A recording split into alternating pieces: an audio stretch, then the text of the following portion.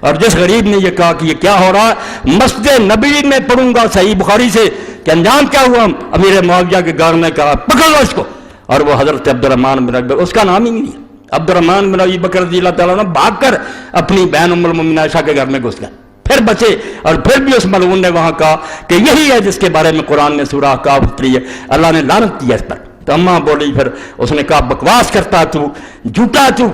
ہمارے بارے میں ابو بکر کے خاندان کے صرف وہ آیتیں اتری ہیں جن میں میری بریت کا اعلان ہے، اور کوئی آیت نہیں اتری۔ تیرے باپ پر اللہ کے رسول نے لعنت کی تھی جب تو اس کی پشت میں تھا، اس لیے اس لعنت کا اثر تجھ میں بھی ہے۔ یہ اماں کے خطبے اور عبد الرحمن بن ابو بکر کے خطبے کس طرح مروان کے سامنے اس نے کہا کہ یہ کون سی حکومت ہے جو تم قائم کر رہے ہو، ہرکلیہ و کیسریہ، یہ کافر بادشاہوں والا رواج ہے، تم دینا چاہے، بیچارے کو وہاں گرفتار کرنے کا حکم دیا، اور پھر وہ مدینہ شریف نہیں رہ سکا،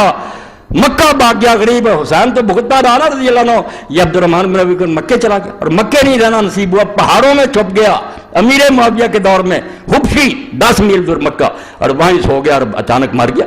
تو حضرت عائشہ رضی اللہ عنہ کو حاکم لکھتے ہیں دیر تک یہ شبہ رہا کہ یہ مرا نہیں، اس طرح لوگ مرتے نہیں، یہ مارا گیا، ان لوگوں نے اس کو زبردستی مارا، ورنہ عبد الرحمن کی موت کا کوئی سوال تھا کہ وہ پہاڑوں میں سویا اور مر گیا۔ وہاں سے ان کی لاش پر مکہ لائی گئی، وہاں دفن کیا گیا، حضرت عائشہ عمرہ پر گئی تو وہاں قبر پر گئی، وہاں شعر بھی پڑے، سب کچھ موجود، یعنی ظلم کی انتہا کہ مسجد نبی کا احترام نہیں۔ اما عائشہ کے سامنے جھوٹ بول رہا گورنر کہ تمہارے بارے خاندان کے بارے میں آئی، انہوں نے پھر صاف سنا دیا کہ تیرے باپ پر حضور نے لعنت کی حکم پر، اور تو اس وقت اس کی پشت پر تھا، وہی لعنت تم میں چلی آ رہی۔ اور حضور کی یہ حدیثیں، یہ ملا کہتے ہیں جو بندی حدیث یہ غلط ہیں، میں صحیح حدیثوں سے ثابت کروں گا، اور سلسلۃ الحدیث سے میں ساری اکٹھی کر لی ہیں سندوں کے ساتھ کہ واقعی حضور نے مروان اور اس کے بیٹوں پر لعنت کی۔